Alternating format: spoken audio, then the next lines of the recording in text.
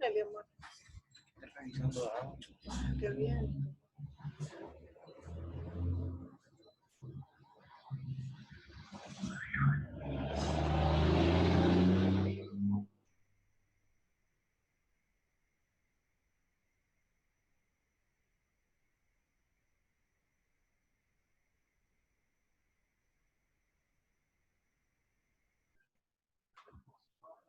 Ya está, excelente.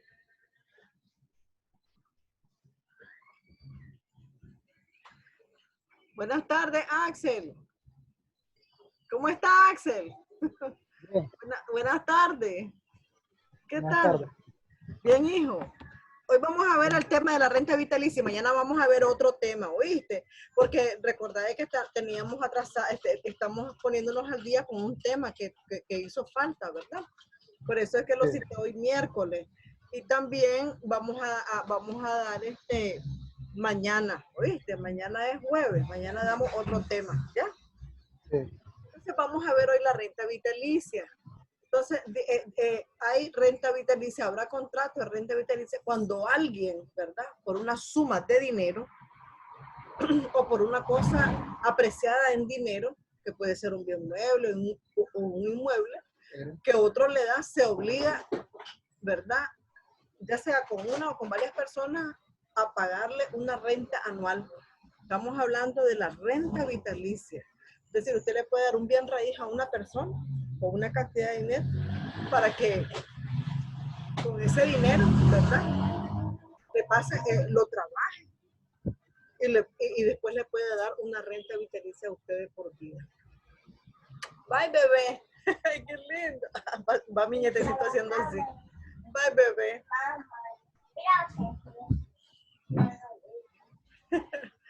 Entonces, eso es, ¿verdad? El contrato de renta vitalicia. Se le entrega a una persona una cantidad de dinero, ¿verdad? O un bien inmueble para que lo trabaje y a cambio de que te pase una renta vitalicia. Eso lo dice el artículo 3625 de nuestro Código Civil, ¿verdad? Entonces, también vemos los caracteres de la renta.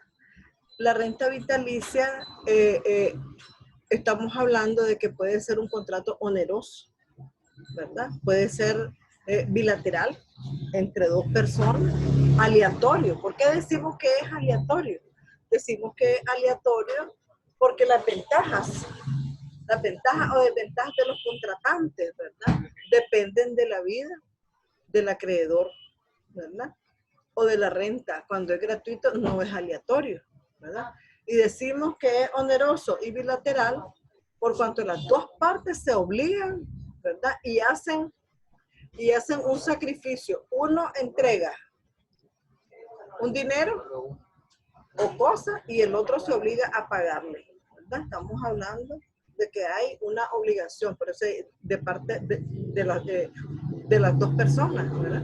Por eso decimos que es bilateral. Dentro de los elementos de la renta vitalicia tenemos que, espérame, tenemos que dice de que son tres los elementos: las partes, el objeto y la forma. Cuando hablamos de las partes, pues generalmente intervienen dos personas, ¿verdad? El constituyente, que es el rentista, o pensionista, ¿verdad? El que está dando la plata, que entrega el capital, y el deudor que recibe el capital se obliga a pagar la renta vitalicia. Después estamos hablando del objeto. La renta debe de constituirse, por ejemplo, en dinero. Si se paga en frutos naturales o servicios, entonces será pagada por su equivalente, ¿verdad? En dinero.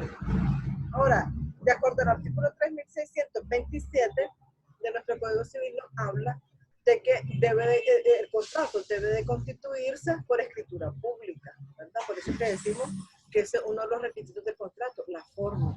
Es una solemnidad, ¿verdad? Y cuando se refiere a inmuebles, deberá de inscribirse también en el registro, ¿verdad? Porque estás constituyendo una renta vitalicia sobre un inmueble. Entonces hay que inscribir ese contrato, ¿verdad?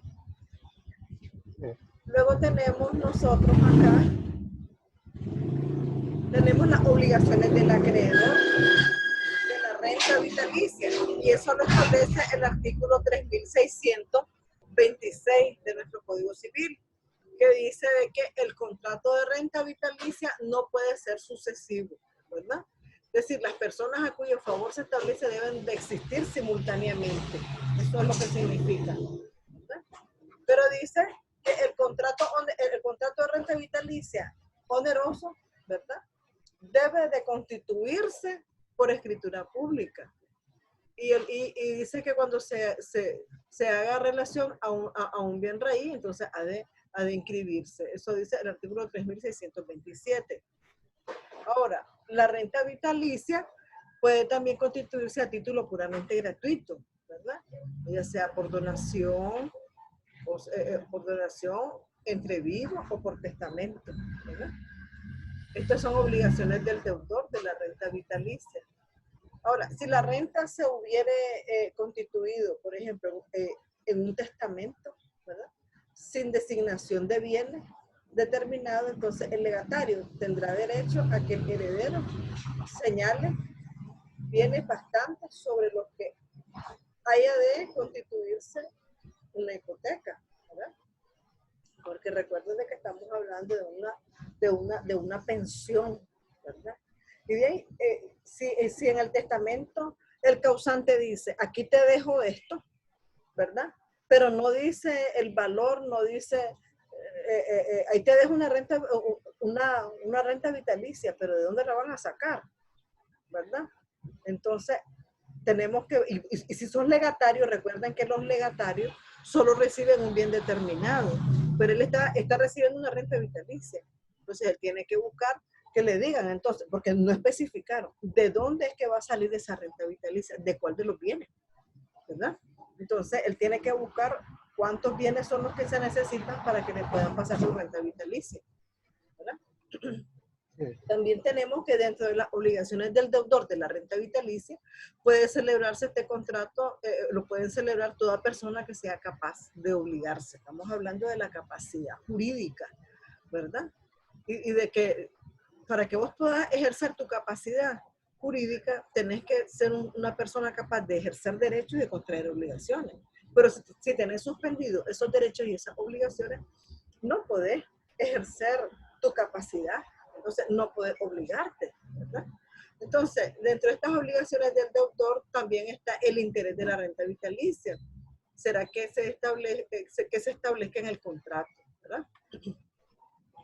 Luego tenemos la prestación periódica, no puede consistir sino en dinero. Cualquier otra prestación en frutos naturales o en servicios será pagada por su equivalente en dinero. Es decir, la renta tiene que ser monetaria.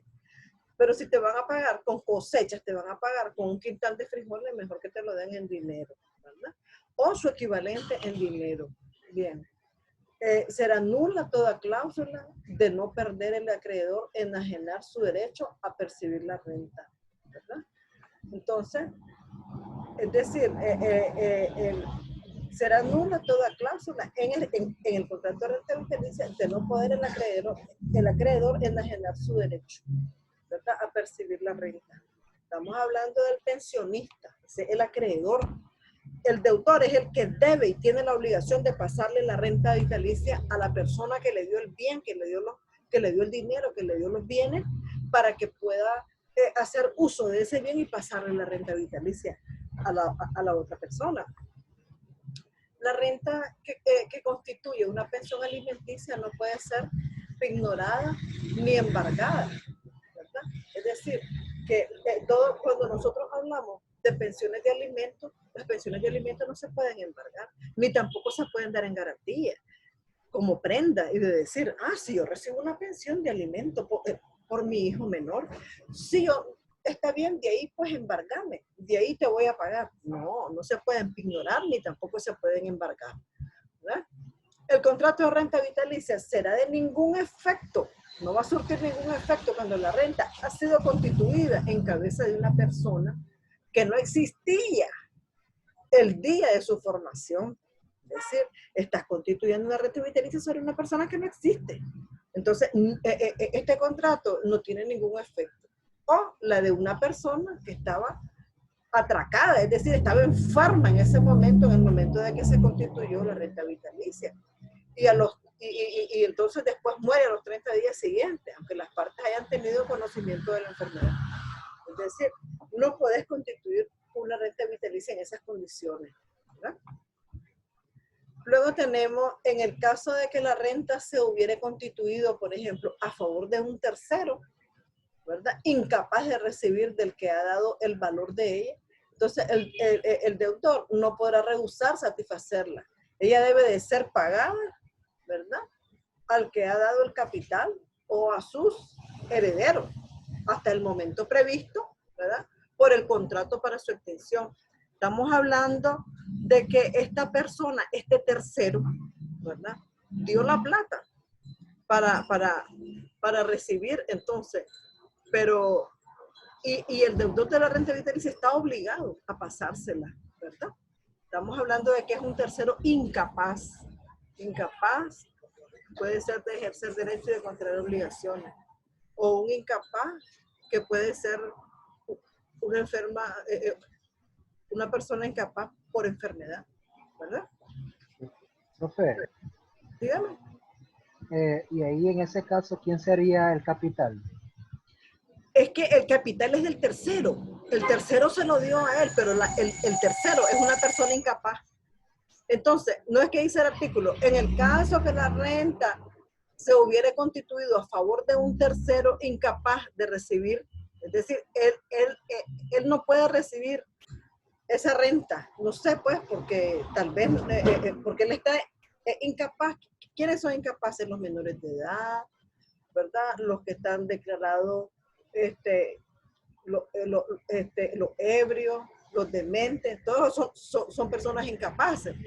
Entonces, pero fue constituida en favor de ese tercero. Entonces, el deudor, el que tiene la obligación de pagar la renta vitalicia, ¿verdad?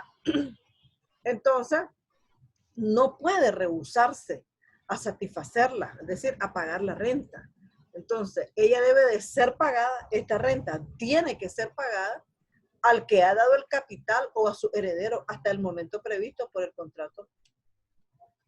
Y porque el contrato tiene un plazo de extinción o hasta que se muera, porque estamos hablando de una renta vitalicia de por vida. Eso significa. ¿Quédate claro, hijo? Sí. Axel, ¿estamos claros?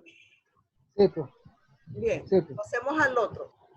El deudor de una renta vitalicia también está obligado a dar todas las seguridades que hubiere prometido, como fianza, hipoteca, y a pagar la renta en las épocas determinadas del contrato.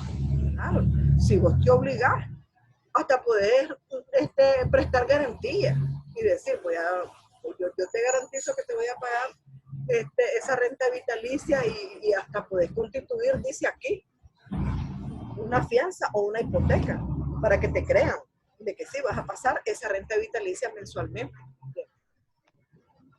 La renta no se adquiere sino en proporción del número de días que ha vivido la persona en cabeza de quien la renta y ha sido constituida, ¿verdad? Pero si se ha convenido que la renta fuere pagada con anticipación, cada término es adquirido por entero por el acreedor. Es decir, vos vas a pactarte que te pasen una renta vitalicia, una pensión, pero también vos puedes decir que me la pasen por adelantado. Pero entonces dice aquí, si fuere pagada con anticipación, cada término es adquirido por entero, ¿verdad? Por el acreedor desde el día en que el pago ha debido ser hecho. Es decir, él tiene que recibir las pensiones completas, ¿verdad? Que el contrato establece que están obligados a pasarle. Es una pensión vitalicia y completa. No es que le vas a pasar una parte hoy y en el otro mes la otra parte, ¿verdad? Entonces, por eso es que dice que la renta vitalicia no se adquiere, sino en proporción del número de días que ha vivido la persona. Es decir, yo te estoy dando un bien para que me pases una renta de por vida, ¿verdad? Prácticamente vos estás patrocinando esa renta vitalicia, porque estás proporcionando los medios para que te la pasen, ¿verdad? Para que vos como pensionista recibas esa pensión vitalicia. ¿Está entendido? Axel, ¿estamos claros, Axel? Sí. El acreedor que exige el pago de una renta vencida, estamos hablando de que le están pasando la pensión vencido el pago, debe justificar la existencia de la persona en cabeza de quien la renta y ha sido constituida. A ver, vamos. ¿Quién es el Chabolito? Bueno, el acreedor que exige el pago de una renta vencida. ¿Quién es el acreedor? Estamos hablando de la persona que dio el bien o la plata para que le pasen una pensión de por vida. Entonces, él exige el pago de una renta vencida, debe de justificar la existencia de la persona en cabeza de quien la renta ha sido constituida. Es decir, él está cobrando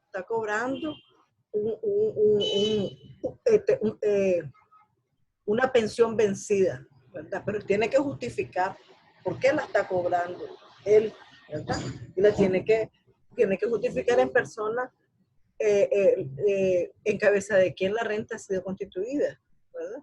Es decir, la persona que tiene que reclamar esa pensión atrasada, pues tiene que ser la persona con quien se pactó, ¿verdad? Ese contrato de renta vitalicia, no es cualquiera, a menos que sea un representante legal o un guardador, ¿verdad? Que vaya a representar a ese acreedor para exigirle al deudor que pague la renta vitalicia, ¿verdad? A la persona y que está atrasado, ¿verdad? La obligación, por ejemplo, de pagar una renta vitalicia se extingue por la muerte. ¿De quién? De la persona en cabeza de quien ha sido constituida. Estamos hablando del rentista, ¿verdad? La persona que está recibiendo la renta vitalicia muere. Entonces, pues la obligación de pagar esa renta se extingue, ¿verdad? Pero él dio un bien y dio una plata. Esa obligación no se extingue, ¿verdad? Es decir, el deudor de la renta vitalicia tiene que entregarle cuenta a los herederos del bien, ¿verdad? O del dinero que él tiene en su poder y que por eso él estaba pasando esa renta vitalicia a esa persona que falleció, ¿verdad? Ahora, cuando la renta vitalicia fuera, por ejemplo, constituida, ¿verdad?, en favor de dos o más personas para que la perciban simultáneamente, se debe declarar la parte de renta que corresponde a cada uno de los pensionistas. Y si el pensionista que sobrevive tiene derecho de acrecer, recuerden que el derecho de acrecer tiene que estar estipulado en un testamento, ¿verdad?, en un contrato. Tiene que haber derecho de acrecer. Estamos hablando de que te dan derecho de que, por ejemplo, tenemos 5 herederos. Uno de ellos nunca apareció a reclamar la herencia. Entonces, la parte que le correspondía a esa persona que nunca apareció a reclamar su parte, entonces va a ser regalada a cualquiera de los otros herederos, a uno o a varios. A eso se le llama derecho de acrecer, porque vas a aumentar tu parte, tu porción, tu patrimonio que te han heredado. Pero, ¿quién lo tiene que decir? Lo tiene que decir el causante, la persona que te está dando ese derecho de acrecer. Si no lo estipula en la escritura, no tenés derecho de acrecer. ¿Ya? Tiene que estipularse. Y si no existe, entonces todos tienen derecho de pedir que se distribuya por partes iguales. Cuando nosotros miremos derechos de herencias y de testamentos, lo vamos a ver. Entonces, cuando la renta vitalicia fuera constituida a favor de dos o más personas, para que la perciban simultáneamente, entonces debe declararse la parte de renta que corresponde a cada uno, ¿verdad? Que sobrevive. ¿Y quién es el que tiene ese derecho de acrecer? Entonces, a falta de declaración, se entiende que la renta les corresponde por partes iguales. Es decir, si no está estipulado de que usted va a recibir y que usted tiene el derecho de acrecer, pues va a recibir la porción que el otro no retiró, no reclamó. Entonces, usted, el juez va a distribuir por partes iguales o el heredero universal, ¿verdad? Esa porción que el otro no retiró, que el otro no reclamó, entre los demás herederos, ¿verdad? ¿Entendiste, Axel? Sí. Cuando la renta vitalicia es constituida en cabeza de dos o más, entonces, a favor del que da el precio de ella o de un tercero, la renta se debe por entero, hasta la muerte de todos aquellos en cabeza. Es decir, la pensión siempre tiene que darse, ¿verdad? Pero está constituida, es decir, para dos o más personas, ¿verdad? Entonces, siempre tiene que ser pagada por partes iguales, ¿verdad? Porque eso se pacta, muchachos. Todo lo que contienen los contratos, en materia de contratos, hay un requisito que dice que es el consentimiento entre las partes. Entonces, los contratos se perfeccionan por el consentimiento entre las partes. Ese es el principal requisito. Si no hay consentimiento entre las partes, ese contrato no es perfecto, ¿verdad? Porque lo que contiene, las cláusulas contenidas en ese contrato son ley para las partes. ¿Qué significa eso? De que lo primero que el juez va a decir, a ver, ¿por qué viene usted a buscar cómo resolver el problema de este contrato aquí? Bueno, porque una de las partes faltó a las cláusulas que establecimos en ese contrato. Entonces, ante el incumplimiento de una de las cláusulas de ese contrato, el juez tiene que buscar una ley que regule la materia de contrato. ¿Y cuál es esa ley? Nuestro derecho sustantivo. Nuestro derecho sustantivo es nuestro Código Civil. Entonces, el juez se va al Código Civil y en el Código Civil, ¿verdad? Hay muchas disposiciones, ¿verdad?, que regulan esta materia de contrato. Y él va a encontrar una solución, ¿verdad?, ante la falta y el cumplimiento de una cláusula en este contrato, ¿verdad? Entonces, es por eso de que si la renta fue constituida en una o dos o más personas, ¿verdad? Entonces va a ser pagada por entero, ¿verdad? Cuando el acreedor de una renta, por ejemplo, constituida en cabeza de un tercero llega a morir, ¿verdad? Entonces, antes que la renta pasa a sus herederos hasta la muerte del tercero, ¿verdad? Estamos hablando de que hay sucesión, pero también vamos a ver de que la renta vitalicia, si el heredero ya no quiere seguir con esa renta vitalicia, puede dar por terminado el contrato también, ¿verdad? Porque si la persona que estaba recibiendo la pensión de renta vitalicia muere, entonces eso pasa también a los herederos, ¿verdad? El acreedor la renta pasa a sus herederos hasta la muerte del tercero, ¿verdad? Pero si aquel no quiere continuar, entonces él le puede poner punto final a ese contrato de renta vitalicia. Luego tenemos que si el deudor de una renta vitalicia, estamos hablando del que está obligado a pasar la renta vitalicia, no da todas las seguridades que hubiera prometido, entonces, o si se hubieran disminuido, porque él dio garantías, pero se disminuyeron las garantías. Entonces, por hecho suyo, los que había dado, entonces el acreedor puede demandar la resolución del contrato. Es decir, si yo como deudora, yo tengo obligación de pasar esa renta vitalicia y yo cuando constituimos el contrato, yo te dije, mira, yo te puedo rendir una fianza, yo te puedo constituir una hipoteca para que mires que yo te voy a cumplir. Pero ¿qué pasa con todas esas garantías que él prestó? Se disminuyeron. Entonces, ¿se disminuyeron qué quiere decir? De que la hipoteca fue pagada y ya no hay hipoteca, ¿verdad?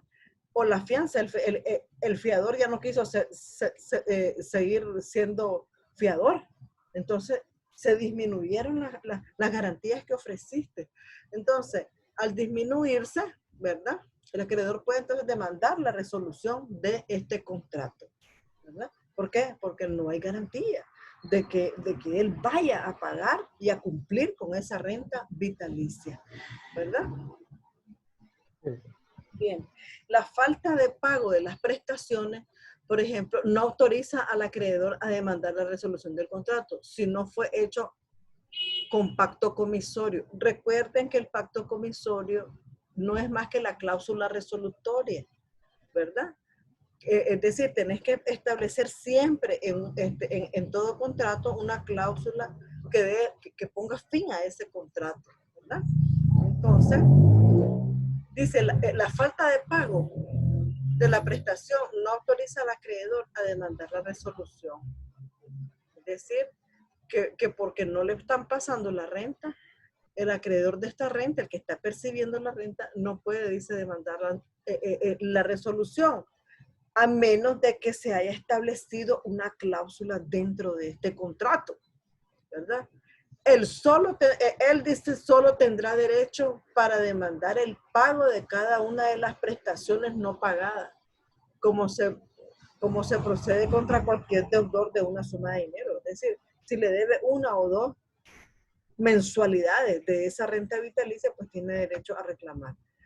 Pero si en el contrato dice y se estipula de que se va a terminar ese contrato, se le va a poner fin por el incumplimiento de, aunque sea de una mensualidad, pues entonces vamos a dar por terminar el contrato, pero tiene que establecerse.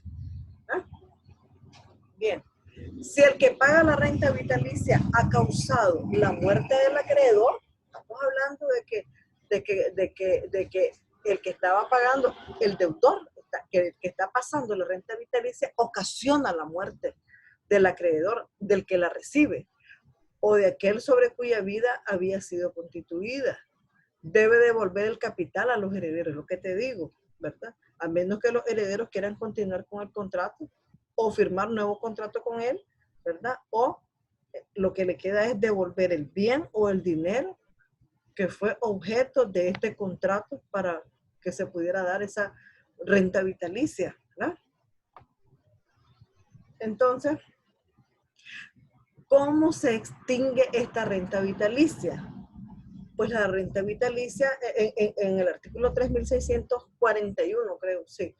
El Código Civil establece que se extingue, uno, por la muerte de la persona en cabeza de quien ha sido constituida. Estamos hablando del deudor, del acreedor.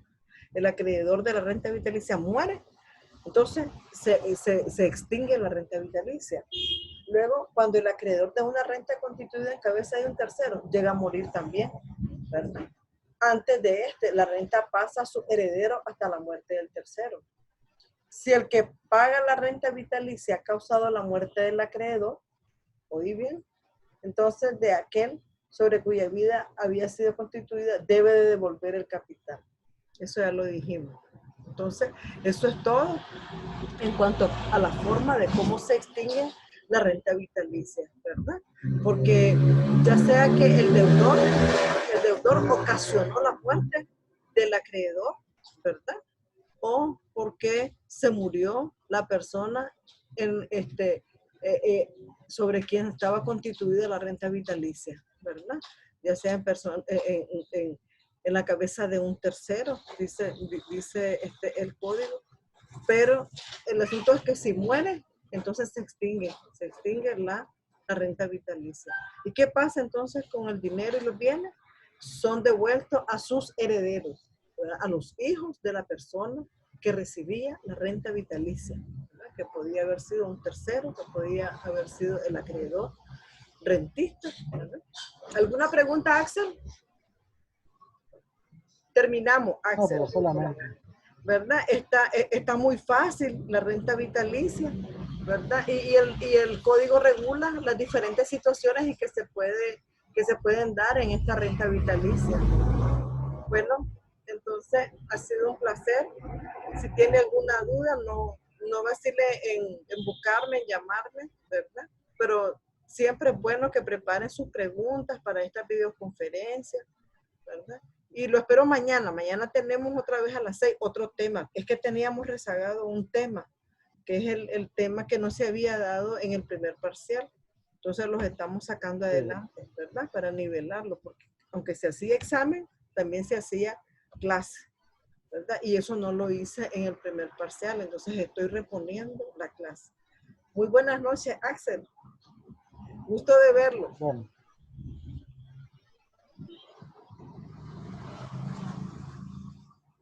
bueno, profe, Buenas noches.